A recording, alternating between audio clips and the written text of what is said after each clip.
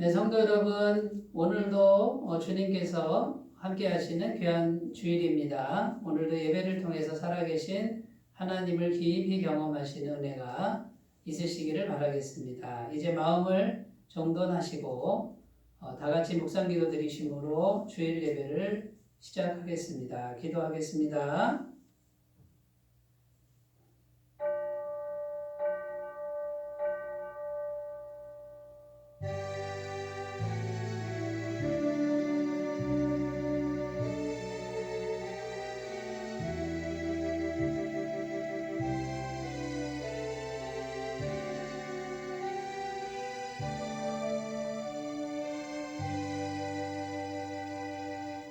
오라 우리가 굽혀 경배하며 우리를 지으신 여호와 앞에 무릎을 꿇자. 그는 우리의 하나님이시요 우리는 그가 기르시는 백성이며 그의 손이 돌보시는 양이기 때문이라. 너희가 오늘 그 음성을 듣거든 너희 마음을 완악하게 하지 말지어다. 아멘. 영원토록 찬양과 영광을 받으시기에 합당하신 주님, 죄와 허물로 인해 죽을 수밖에 없었던 저희들을 십자가 은혜로 구원해 주시고 이 시간 거룩한 예배자로 세워주시니 감사드립니다. 예수 그리스도 밖에는 아무런 소망이 없음을 기억하고 오직 보혈의 능력만 의지하며 하나님께로 나아갑니다. 만군의 하나님 여호와여, 홀로 높임과 영광을 받아 주옵소서. 영과 진리로 예배할 수 있도록 인도해 주시고 우리가 드리는 찬송과 기도와 예물을 기쁘게 받아 주시옵소서. 또한 예배하는 저희들에게는 진리의 말씀과 신령한 은혜로 채워 주옵소서. 성령 하나님, 이 시간에도 주님의 놀라우신 은총을 기대하고 주님을 초청합니다. 우리의 예배를 거룩한 예배로 인도하여 주옵소서. 시종을 의탁드리며 우리 주 예수님의 이름으로 기원하옵나이다. 아멘. 다 같이 찬송가 15장을 함께 부르겠습니다.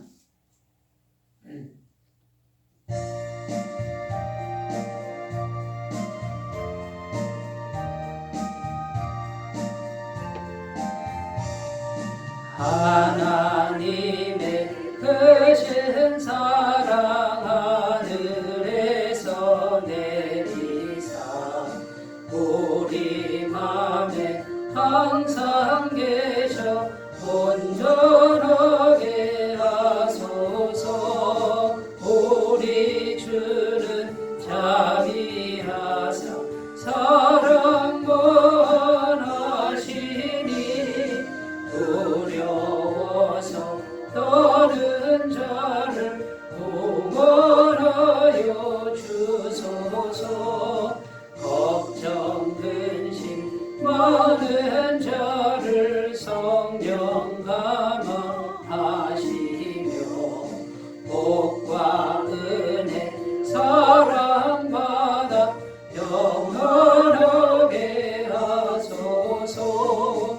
처음과 끝이 되신 주님 항상 인도하셔서 마귀 받는 곳을 속에 끊게 하소서. 전능하신 아버지여, 주의 능력 주시고 우리 맘에 임하셔서 떠나가지 마소서. 주께 영광 항상 돌려 전사처럼 섬기며 주의 사랑 영영토록 찬송하게 하소서. 우리들이 거듭나서 흠이 없게 하시고 주의 크신 구원받아 온전하게 하소서. 영광에서 영광으로 천국까지 이르러 크신 사랑 감격하여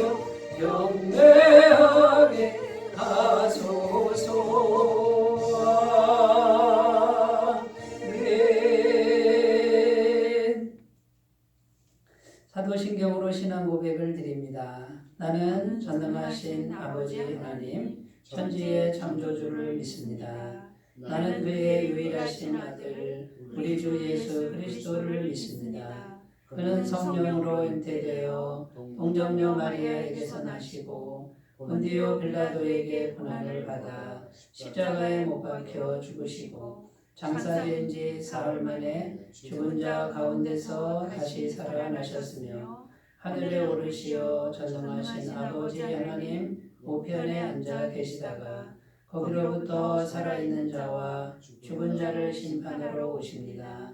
나는 성령을 믿으며 거룩한 공교회와 성도의 교제와 죄를 용서받는 것과 몸의 부활과 영생을 믿습니다. 아멘. 네, 하나님 말씀은 구약성경 이사야 43장 18절에서 21절 말씀입니다.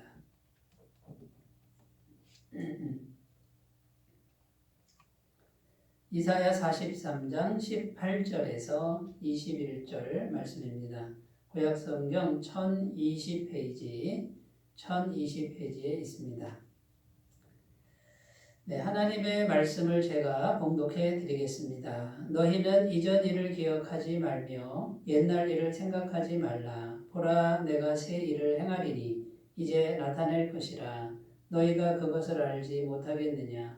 반드시 내가 광야의 길을 사막에 강을 내리니 장차 들짐승 곧 승냥이와 타조도 나를 존경할 것은 내가 광야의 물을 사막의 강들을 내어 내 백성 내가 택한 자에게 마시게 할 것임이라.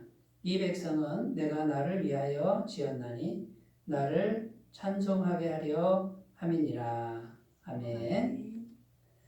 네, 오늘도 말씀을 통해서 하나님을 실제로 만나시는 귀한 은혜가 있으셨으면 좋겠습니다. 오늘 말씀의 제목은 찬송이 우리의 존재 목적입니다. 찬송이 우리의 존재 목적입니다. 이런 제목으로 함께 은혜를 나누겠습니다. 오늘 말씀의 주제는 찬송입니다.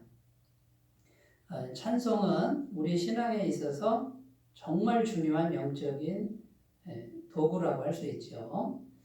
찬송이 없는 교회는 상상하기가 어렵습니다. 그리고 찬송할 때 하나님께서는 이스라엘의 찬송 중에 거하신다 이렇게 말씀하고 있는데요. 찬송은 하나님께서 우리에게 임재하시는 그런 통로가 될 수 있습니다. 그래서 이 찬송은 아무리 강조해도 지나치지 않는 그러한 영적인 도구라고 할 수 있는 것이죠.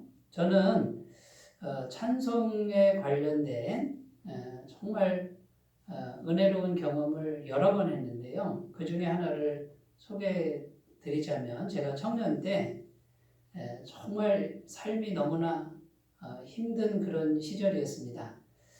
그때 육체도 힘들었지만 마음이 정말 힘들었고요. 마음이 바닥났다 그러죠. 절망 가운데 정말 이렇게 소망을 갖지 못하는 그런 상황 속에 있었습니다. 회사에서 이제 퇴근을 하고 집에 가는데 그날이 금요일이었습니다. 금요일 날은 교회에서 금요 기도회를 하는데 이제 9시부터 찬양을 하고 9시 30분쯤 되면 이제 설교를 하고 또 끝나면 이제 기도를 하다가 집에 돌아가는 그런 프로그램이 있는데 너무나도 지치고 힘든 상태에서 그 금요 기도회를 참석을 했습니다. 그래서 자리에 딱 앉았는데 그때 금요 찬양단이 찬송가를 부르는데 지금 찬송가 304장이죠. 그 크신 하나님의 사랑 말로 다 형용 못하네 그러면서 찬양을 하는데 제가 앉아서 잠깐 묵상 기도를 드리고 눈을 딱 떴는데 이제 후렴 부분이 크게 이제 부르는 거예요. 그래서 저도 소리를 내서 하나님 크신 사랑은 측량다 못하네 그러면서 크게 소리를 내는데 갑자기 제 속에서 이 뜨거운 눈물이 그냥 쏟아져 나와가지고요. 그 하나님 사랑이라고 하는 걸 내 입으로 이렇게 고백하는 그 순간에 하나님의 사랑이 물결처럼 제 심령에 들어오는 것을 경험하게 되었습니다. 그때 눈물이 터져가지고 얼마나 서럽게 울었는지 모릅니다. 근데 굉장히 오랫동안 울었던 것 같아요. 제 옆에 제 친구가 있었는데 제가 그렇게 막 한참을 어깨를 막 들썩이면서 막 이렇게 눈물을 오랫동안 흘리니까 이 친구가 찬양하다 말고 제 등을 이렇게 쓰다듬어 주면서 위로하는 그런 경험을 한 적이 있습니다.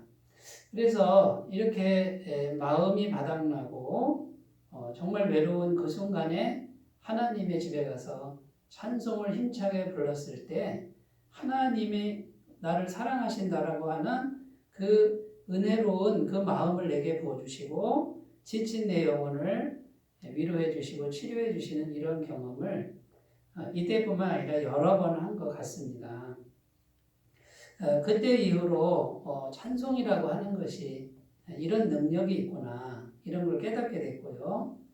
이후로는 예배 시간뿐만 아니라 교회에서뿐만 아니라 길을 가다가도 또 혼자 있을 때라도 언제든지 흥얼흥얼 찬송과 가사를 기억하고 찬송을 부르는 그런 저의 모습으로 바뀌었다라는 것이죠. 그래서 찬송하는 습관을 들이고 늘 찬송하는 삶을 살자 이렇게 결심했던 적이 생각이 납니다. 그런데 늘 힘들 때마다 찬송하면 내 영혼이 힘을 얻고 시간이 갈수록 환경적인 부분도 점차로 나아지는 이런 일을 경험하게 되었습니다. 여러분 찬송을 실제로 부르는 게 중요합니다. 그리고 힘차게 부르는 게 정말 중요합니다. 정말 내 목소리로 힘차게 부를 때 하나님의 성령께서 우리에게 임하시고 은혜와 사랑과 위로를 주시는 것을 꼭 경험하시기를 바라겠습니다. 여러분 성경에 보면 찬송은 공동체를 하나 되게 한다. 이런 말씀이 있습니다. 출애굽기 15장 1절에 보면요. 이렇게 기록하죠. 이때에 모세와 이스라엘 자손이 이 노래로 여호와께 노래하니 일렀으되 내가 여호와를 찬송하리니 그는 높고 영화로우시며 말과 그 탄 자를 바다에 던지셨음이로다. 이게 무슨 내용이냐면 이스라엘 백성들이 애굽에서 구원받을 때 홍해를 가르고 구원을 받잖아요.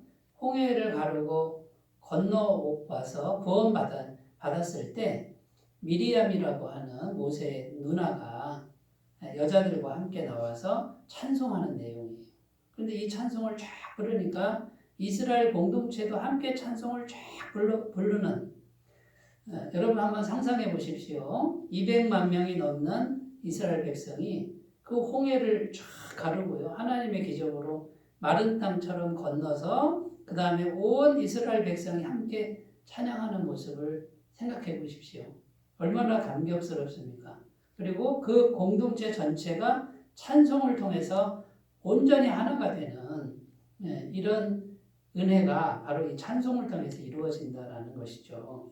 그래서 찬송은 같이 부름을 통해서 공동체를 하나 되게 한다는 겁니다. 그리고 성경에 또 찬송은요, 찬송 부를 때 적군을 물리칠 수 있다. 이런 이야기가 여러 군데 나오는데 역대하 20장 22절 23절에 보면 그 노래와 찬송이 시작될 때에 여호와께서 복병을 두어 유다를 치러 온 암몬 자손과 모압과 세일산 주민들을 치게 하심으로 그들이 패하였으니 곧 암몬과 모압 자손이 일어나 세일산 주민들을 쳐서 진멸하고 세일 주민들을 멸한 후에는 그들이 서로 쳐 죽였더라. 이게 무슨 내용이냐면 오늘 말씀에 보면 암몬과 모압과 세일 자손이라고 그래요. 에돔을 말하는 거죠. 이 세 개 민족이 연합해서 이스라엘을 쳐들어왔습니다. 이때 유다의 왕이 여호사밧 왕인데 도저히 그 3개국 연합군을 대적할 능력이 없었습니다. 그때 하나님께 기도를 했는데 하나님이 선지자를 통해서 응답하십니다. 기도하니까 응답하신 거죠. 걱정하지 말아라. 너희가 싸울 것이 하나도 없다. 하나님이 대신 싸우겠다라고 하는 응답을 듣고요. 이 여호사밧 왕은 믿음을 가지고 적군을 향해서 나아갈 때 어떻게 했냐면 성가대를 조직해가지고 찬양대를 조직해서 앞세우고 찬양하며 나갔습니다. 그래서 그 노래와 찬송이 시작될 때에 성가대가 찬송하면서 쫙 가는데 하나님이 역사하셔서 이 3개국이 자기들끼리 막 서로 싸우게 이렇게 역사해서 스스로 죽이는 이런 내용입니다. 그래서 성경은 찬송할 때 적군도 물리칠 수 있다. 이것을 성경은 말해주고 있는 것이죠. 그러니까 여러분, 찬송이라고 하는 것이 이렇게 중요합니다. 이렇게 큰 능력이 있다라는 것이죠. 그러니까 우리가 어떻게 해야 되겠죠? 찬송을 열심히 불러야 되겠죠. 그죠? 하나님의 교회에 찬송이 넘치도록 하는 것. 이것이 우리가 하나님 앞에서 정말 중요하게 생각하고 성실하게 이행해야 될 영적인 과제인 줄로 믿습니다. 여러분, 공동체를 하나로 묶는 3가지가 있는데 첫 번째는 흔들 수 있는 깃발. 깃발이 있어야 돼요. 그 다음에요, 외칠 수 있는 구호. 3번째는 부를 수 있는 노래. 이렇게 말들을 하죠. 자, 우리 신앙인들에게 흔들 수 있는 깃발은 십자가입니다. 십자가의 깃발이고요. 외칠 수 있는 구호는 신앙 고백이라고 할 수 있습니다. 그리고 부를 수 있는 노래는 무엇입니까? 찬송이라는 거예요. 그래서 이 3가지가 명확하면은 교회는, 공동체는 하나가 될 수 있다는 것이죠. 여러분, 그러므로 우리가 이 찬송의 중요성을 잘 기억하고 날마다 찬송에 힘쓰시는 습관을 들이시는 귀한 삶이 되셨으면 좋겠습니다. 자, 그러면 이제 우리가 찬송의 중요성을 생각해 보았는데 오늘 본문 말씀을 통해서 보다 더 깊은 영적 의미를 오늘 성경 본문 말씀은 보여주고 있는데 그것을 우리가 찾아보도록 하겠습니다. 첫 번째는 뭐냐면 찬송은 하나님의 창조 목적을 성취하는 통로가 된다는 겁니다. 오늘 말씀 21절에 보면 이렇게 기록하죠. 이 백성은 내가 나를 위하여 지었나니 나를 찬송하게 하려 함이니라. 이렇게 기록합니다. 자, 이 말씀을 잠깐 해석하면요. 하나님 백성을 왜 지었다고요? 하나님을 찬송하라고 지었다 그 말이에요. 하나님이 창조하신 목적이 하나님 찬송하라고 지었다 그 말이죠. 오늘 본문 말씀의 배경은 어떤 배경이냐면 지금 하나님의 백성 이스라엘과 유다가 바벨론의 포로로 잡혀가 있는 상황입니다. 꼼짝없이 나라가 망하고 70년 동안 포로로 잡혀가 있는데 하나님이 결심하고 약속의 말씀을 주시는데 18절부터 또 읽어보면 너희는 이전 일을 기억하지 마라. 옛날 일을 생각하지 마라. 보라 내가 새 일을 행할 것이다. 반드시 내가 광야에 길을 내고 사막에 강을 내리니 장차 들짐승 곧 승냥이와 타조도 나를 존경할 것은 내가 광야의 물을 사막의 강들을 내어 내 백성 내가 택한 자에게 마시게 할 것임이라. 그러니까 바벨론 포로에서 다시 돌아오게 할 거다 그 말이에요. 반드시 돌아오게 하는데 왜 돌아오게 한다고요? 돌아와서 뭐 하라고요? 찬송 부르라고. 바벨론 포로에서 다시 돌아오게 하는 이유가 하나님 백성들로부터 하나님이 찬송받고 싶다는 거예요. 찬송 부르게 하려고 다시 돌아오게 하겠다. 그 말이고요. 그 다음에 하나님 뭐라 그러시냐면 찬송 부르는 것이 원래 내가 태초에 내 백성을 창조한 목적이다. 이렇게 말씀하고 있는 것입니다. 여러분 그러니까 오늘 말씀에 보면 하나님의 마음이 지금 명확하게 드러납니다. 하나님의 백성들이 하나님께 찬양하는 것. 이것을 하나님이 얼마나 기뻐하시는지를 오늘 말씀을 통해서 우리는 알 수 있습니다. 그러니까 우리가 찬송을 하면요, 하나님이 기뻐하시는 것이고, 그 다음에 찬송하면 어떤 뜻입니까? 원래 하나님이 우리를 창조한 목적이 그대로 성취되는 그런 역사가 찬송을 통해 있다라는 것입니다. 여러분, 자, 그러면 이제 조금 더 깊이 생각을 해보면요. 왜 하나님의 백성들이 포로로 잡혀갔을까요? 왜 하나님의 백성들의 나라가 망했을까요? 찬송이 없어졌다는 거예요. 찬송을 잃어버렸다는 거예요. 여러분, 찬송을 잃어버리니까 하나님과 단절이 되고 나라가 망하고 포로로 잡혀간 거죠. 만약에 하나님을 찬송하는 이 찬송이 계속됐다 그러면은 어떤 일이 발생했을까요? 나라가 망하는 일도 없고 포로로 잡혀가는 일도 없었을 것입니다. 여러분, 하나님께서 천지를 창조하실 때 하나님께서 무엇을 완성본으로 생각하셨냐면요. 온 천지 만물 다 창조하시고 에덴 동산 창조하셔서 온 천지 만물을 통해서 찬송을 받으셨습니다. 그리고 사람을 만들어서 사람을 에덴 동산에 주시면서 사람으로부터 또 찬송 받는 것. 이것이 하나님이 창조의 완성본으로 생각한 것이죠. 창조 때에는 찬송이 가득한 세상이었을 것입니다. 그리고요, 이제 이 세상 종말 때 천국은 어떤 것이라고 성경은 말합니까? 천국은 밤낮 없이 하나님을 찬송하는 곳이다. 찬송이 계속되는 곳이다. 이렇게 성경은 말하고 있는 것입니다.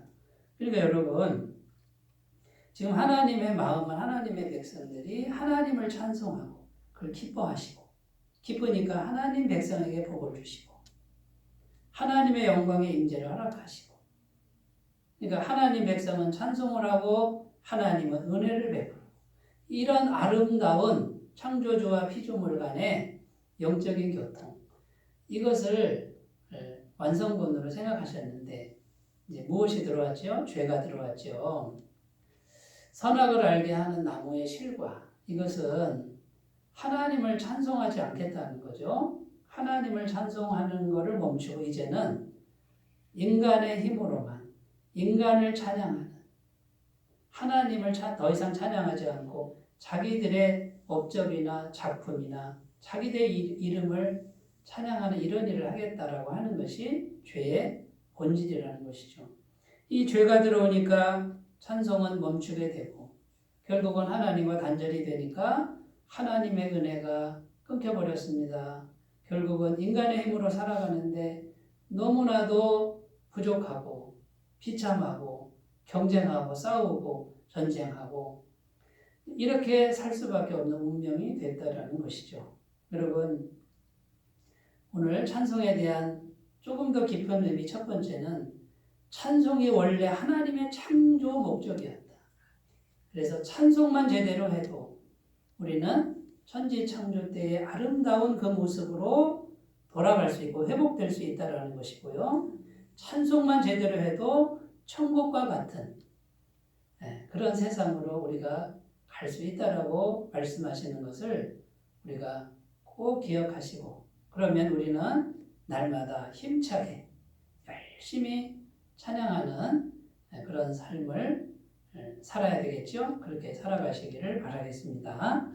제 친구 중에 신학교 신대원 공부를 같이 했던 친구가 생각이 납니다. 그 친구 저랑 나이도 같고 같이 공부했는데 안타깝게도 그 친구는 신대원 시험에서 떨어지고 저는 합격을 한 거죠. 그래서 뭐 몇 년 있다가 내년이나 후년에 이제 들어올 줄 알았는데 계속 안 됐습니다. 근데 이 친구가 어느 날 만났는데 저는 습관적으로 찬송을 흥얼흥얼하면서 이제 길을 같이 걸어가는데 이 친구가 저를 보더니 하는 말이 너 뭐라고 이렇게 흥얼흥얼하냐? 이렇게 물었어요. 나 하나님 찬양하고 있어? 그랬더니 이 친구가 쓰는 숨을 이렇게 지으면서 그런데 왜 나는 찬양이 안 되지? 난 찬양하고 싶지 않네. 이런 말을 했어요. 그러니까 이제 이 친구가 뭔가 이렇게 좀 상처를 입고 또 섭섭함도 있고 그런 마음을 빨리 못 푼 것 같습니다. 근데 몇 년 후에 이 친구에게 소식이 왔는데 다쳤다는 거예요. 교통사고가 나가지고요. 얼굴을 그냥 정면으로 부딪혔는데 이 얼굴 뼈가 반쪽이 이렇게 금이 가는 엄청나게 큰 교통사고를 당했다는 소식을 들었어요. 그때 저도 이제 좀 위로금을 보내주고 그랬죠. 그런데 상당한 시간이 지났습니다. 거의 한 20년 지났는데 이 친구는 지금 하늘나라에 가 있습니다. 갑자기 심근경색으로 최근에 하늘나라 하나님의 부르심을 입는 그 젊은 나이에 그런 결말을 맞았다는 것이죠. 여러분, 우리가 찬송을 잃어버릴 때 하나님과의 관계가 자꾸 단절이 되고요. 우리가 살면서 힘든 일이 많고 또 고통스러운 일들이 많습니다. 그때 우리는 마음을 눌리지 말고요. 어떻게든지 마음을 세워서 힘차게 찬송하는 그런 삶을 우리가 경주하시면 은혜로우신 하나님이 찬송을 통하여 임하시고 능력을 베풀어 주실 줄로 믿습니다. 자, 첫 번째는 하나님의 창조 목적을 성취하는 통로가 됩니다. 이런 내용이고요. 자, 두 번째 찬송은 살아계신 하나님과 실제로 교통하게 합니다. 이런 뜻입니다. 찬송은 하나님과 실제로 교통하게 합니다. 역시 21절 말씀을 다시 읽겠습니다. 이 백성은 내가 나를 위하여 지었나니 곧 나를 찬송하게 하려 함이니라. 자, 여기 말씀에 보면 누구를 찬송하라고요? 하나님, 하나님을 찬송하라. 이 말씀에 주목을 해야 되는데 찬송은 하나님께 하라고 말씀하고 있습니다. 이 말의 의미는 찬송은 혼자 하는 노래가 아니다 그 말이에요. 찬송은 혼자 흥얼흥얼 하는 노래가 아니라 하나님에 대한 고백이라는 것이죠. 하나님께 드리는 인격적 고백이 되어야 한다라는 것입니다. 우리가 이제 결혼할 때 예를 들어서 남자가 여자에게 프로포즈할 때 보통 꽃다발도 주고 또 사랑하는 말도 하지만 또 어떨 때는 노래도 불러줍니다. 뭐 기타를 치고 노래하든 피아노를 치고 노래를 하든 노래를 하는데 자, 여러분 프로포즈 할 때 노래할 때 누구에게 합니까? 사랑하는 대상에게 하는 거죠. 그 대상에게 고백하는 걸 노래로 고백하는 거죠. 이와 마찬가지로 찬송은 반드시 대상이 있어야 됩니다. 하나님께 드리는 마음의 고백이 되어야 됩니다. 그런데 찬송할 때 대상이 없이 찬송을 부르면서 그냥 유행가처럼 세상 노래처럼 그냥 흥얼흥얼 하는 것은 엄밀한 의미에서 찬송의 의미를 벗어났다라는 것이에요. 여러분, 그러므로 찬송은 예배입니다. 찬송은 하나님께 드리는 우리의 마음의 고백이고 그 다음에 하나님을 영화롭게 하는 그런 마음의 태도라고 할 수 있는 것이죠. 그래서 하나님께 드리는 찬송은 소중한 마음으로 드려야 하고요. 그 다음에 중요한 게 뭐냐면요. 찬송과 그 가사를 필연적으로 여러 번 음미해야 됩니다. 묵상을 하고 그 가사를 마음에 담아서 가사를 하나님께 드릴 수밖에 없는 것이 이게 진정한 찬송이라는 것입니다. 여러분, 그러므로 찬송이 하나님께 드려졌을 때 하나님은 그것을 예배로 받으시고 그 다음에 어떻게 합니까? 하나님의 영광의 임재를 그 사람들, 고백하는 사람들 심령에 허락하셔서 하나님의 영과 우리의 영이 실제로 교통하게 하신다라는 거예요. 여러분, 이렇게 찬송을 통해서 하나님의 영과 우리 영이 교통하는 이 찬송을 드리면 엄청난 능력이 있습니다. 우리 영혼을 완전히 새롭게 하는 그런 능력이 찬송을 통해서 일어날 수밖에 없다라는 것이죠. 노강진 권사님이라는 분이 계십니다. 몇 년 전에 KBS 남자의 자격이라는 거기 보면 청춘합창단이라는 프로그램이 있었어요. 거기에 뽑히신 권사님인데 그때 당시 최고령 80세가 넘는 연세고요. 60년이 넘도록 교회 성가대 봉사를 하신 분이랍니다. 주일날 되면 1부 성가대, 3부 성가대, 그리고 수요일날 여전도회 성가대. 주중에 3번의 성가대를 봉사하시는데 늘 찬송하는 분이죠. 그리고 또 공부를 하는데 장로회 신학대학교 평신도 지도자 과정에서 공부까지 하고 있는 그런 권사님 이야기인데 이분이 이렇게 말을 했습니다. 노래 중에 노래는 찬송이라고 생각합니다. 아무리 음악적 재능이 출중해도 신앙이 없으면 영혼 깊은 노래를 할 수 없고 찬양이 될 수 없습니다. 그래서 찬양을 모르는 사람들은 불쌍한 사람들입니다. 이렇게 말씀을 하셨다라고 합니다. 여러분, 세상 노래와 찬송은 엄연히 다릅니다. 본질적으로 다릅니다. 세상 노래는 자기를 만족하는 노래라고 하면 찬송은 누구에게요? 하나님께 올려드리는 거룩한 마음이요. 거룩한 예배라는 것이고요. 그 찬송을 통해서 하나님의 영이 우리에게 임하시는 놀라운 일들, 정말 엄청난 역사가 일어나는 것이 찬송이라는 것이죠. 그러면 여러분 찬송할 때 가사를 잘 묵상하시고 마음에 담아서 하나님께 신앙 고백으로 올려드리시는 귀한 삶이 되시기 바라겠습니다. 자, 세 번째입니다. 세 번째. 찬송을 통해 거룩한 삶의 능력이 공급됩니다. 찬송하면요, 우리가 거룩하게 살 수 있는 그 영적인 능력이 우리에게 공급된다 그 말이에요. 역시 21절 다시 한번 읽습니다. 이 백성은 내가 나를 위하여 지었나니 곧 나를 찬송하게 하려 함이니라. 자, 여기 보면은 나를 찬송하라 이렇게 되어 있을 때 자기 자신을 찬송하는 게 아니라 하나님께 대한 예배라고 그랬죠. 근데 이 예배의 의미 중에는요, 오늘날 예배라 그러지만 구약시대는 뭐라 그러죠? 제사라 그럽니다. 제사는 피 흘리는 그런 과정이 반드시 들어가야 됩니다. 내가 피를 흘려 죽어야 되는데 짐승, 양과 염소를 안수하고 대신 죽이는 것이죠. 자, 그러면 제사라고 하는 의미 속에 가장 중요한 의미는 뭐냐면 죽는다라는 거예요. 죽는다. 동물을 죽이지만 실제로는 누가 죽는 거죠? 내가 죽는다 그런 뜻이에요.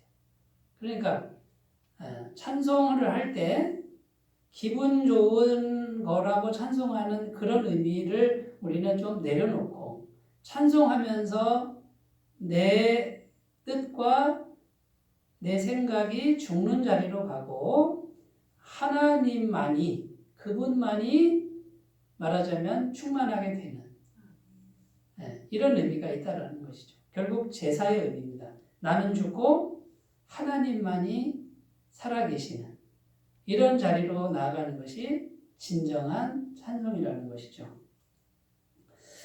여러분, 그러므로 찬송은 내가 죽는 자리지 솜씨 자랑이 되어서는 안 된다는 거죠. 나 이렇게 찬송 잘하잖아 이게 아니고요. 진정한 찬송은 나를 드러내는 게 아니라 내가 죽고 내 안에 주님의 영이 충만하게 주의 뜻이 충만하게 되는 그런 마음으로 찬송을 하면 하나님께서 거룩한 삶의 능력을 부어주셔서 이 땅의 힘든 모든 역경 고난을 이길 수 있는 힘을 주신다라는 것입니다. 어느 권사님이 계셨는데 자녀가 4남매였습니다. 남편은 일찍 돌아가시고 이 4남매를 키우는데 얼마나 힘드셨겠어요? 그런데 딸들 아들들인데 작은 딸이 언제나 말을 안 들어요. 어릴 때부터 어긋나기 시작하고 교회도 가지 않고 근데 이 작은 딸이 급기야는 불순종하다가 교통사고로 죽어버렸어요. 그러니까 어머니 되신 이 권사님 마음이 어떠했겠습니까? 가슴이 찢어지겠죠? 근데 이 권사님이 그 딸을 위해서 그렇게 기도를 했는데도 하나님이 데려가신 거예요. 근데 얼마나 마음이 아프겠어요. 여러분, 자식을 앞세 보내는 그 부모의 심정은 이루 표현할 수 없는 고통이 아니겠습니까? 근데 이 권사님이 이제 가정 예배를 드리는데 이제 4남매 중에 하나는 죽고 3남매를 앉혀놓고 가정 예배를 드리는데 찬송가 96장을 부르시는데 계속해서 이 찬송을 부르시면서 하염없이 눈물을 흘리시는 거예요. 그 찬송가 96장의 가사가 이렇게 되어 있습니다. 예수님은 누구신가?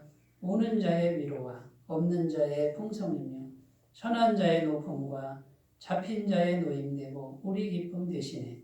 예수님은 누구신가? 약한 자의 강함과 눈먼 자의 빛이시며 병든 자의 고침과 죽은 자의 부활되고 우리 생명 되시네. 예수님은 누구신가? 추한 자의 정함과 죽을 자의 생명이며 죄인들의 중보와 멸망자의 구원되고 우리 평화 되시네. 하염없이 눈물을 흘리면서 이 찬송을 계속 반복해서 부르는데 지금 뭐 하고 있는 거죠? 내 뜻을 부인하는 거예요. 사랑하는 딸을 앞서 보내는 자식은 가슴에 묻는다고 했는데 그 고통을 주님 앞에 복종시키면서 자기를 부인하면서 주님의 뜻이 내 자기 안에 마음 안에 주님의 뜻에 복종하고자 하는 그 능력을 그 마음을 찬송하면서 구하는 거예요. 이 쓰라린 고통을 권사님은 이겨내셨다라는 거죠. 그거를 다 극복하고 나머지 3남매를 너무나도 잘 키우셨다라는 거예요. 그 중에 막내 아들이 이제 의사가 되는데 제가 누구라고 얘기하면은 알 수 있는 아주 유명한 그런 미국의 암 전문의가 된 분이 있습니다. 이 권사님이 그 쓰라린 고통을 찬송을 통해서 자기를 부인하고 자기를 죽이는 거죠. 그리고 하나님의 뜻이 자기 마음에 들어오니까 더 이상 절망하지 않고 거룩한 삶을 살 수 있는, 계속해서 살아갈 수 있는 삶의 능력을 얻었다라는 것입니다. 여러분, 우리가 찬송을 통해서 이런 찬송을 드리고 그리고 거룩한 삶을 살게 된다면 세상이 하나님을 찬송할 것입니다. 여러분, 오늘 말씀을 맺으면서 찬송이라고 하는 것이 얼마나 중요한지 찬송의 습관을 들이시면 좋겠고요. 그리고 하나님의 창조 목적을 성취하고 살아계신 하나님과 실제로 교통하고 예배가 되게 하고 그 다음에 거룩한 삶의 능력을 공급받으시는 귀한 은혜가 있으시기 바라겠습니다. 기도합니다. 하나님 아버지, 찬송의 능력으로 충만하게 하옵소서. 찬송을 통하여 살아계신 하나님이 우리 안에 충만하게 임하시고 우리가 부인되는 놀라운 삶의 능력을 허락하여 주옵소서. 예수님의 이름으로 기도드립니다. 아멘. 다 같이 찬송가 304장 함께 부르겠습니다. 304장입니다.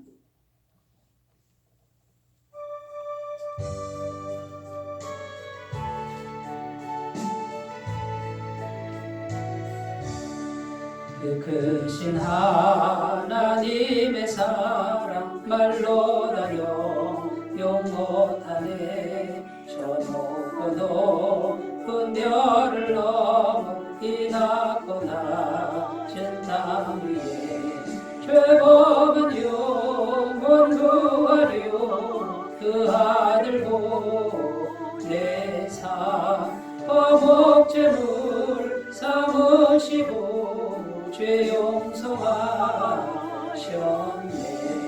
하나님 크신 사랑은 증량다 못하네.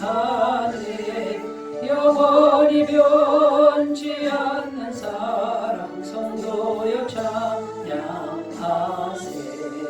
외로운 시절 지나가고 땅 위에 영화 쇠할 때 주 믿지 않 던 영혼들 큰 소리 외쳐 울었고 좁에는 성도들에게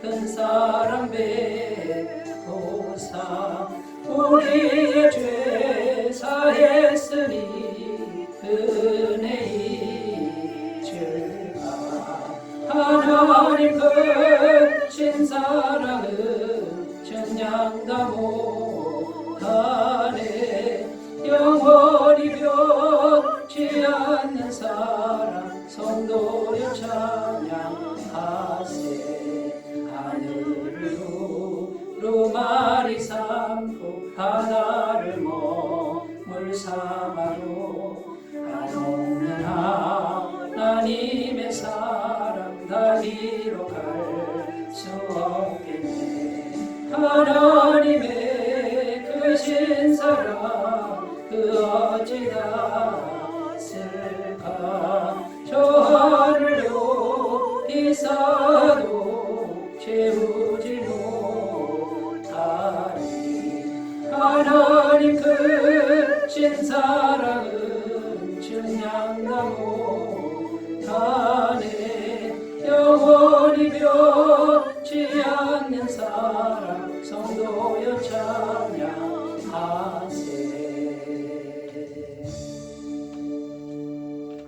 광고 말씀드립니다. 델타 바이러스 확산으로 인해서 당분간 비대면 예배로 전환하오니 가정에서 영상으로 예배를 잘 드려주시기 바라겠습니다. 매일 10분 묵상과 전도를 위해서 기도해 주시고요. 헌금은 교회 계좌로 헌금해 주시면 감사하겠습니다. 이제 찬송가 5장 부르시고 축도로 예배를 마치겠습니다.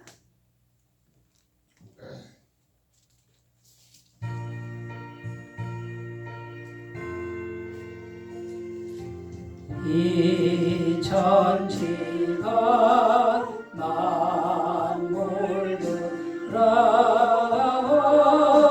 복 주시는 주 여호와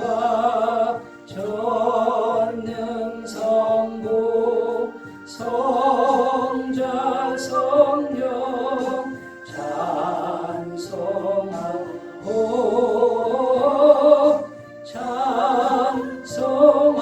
찬송하세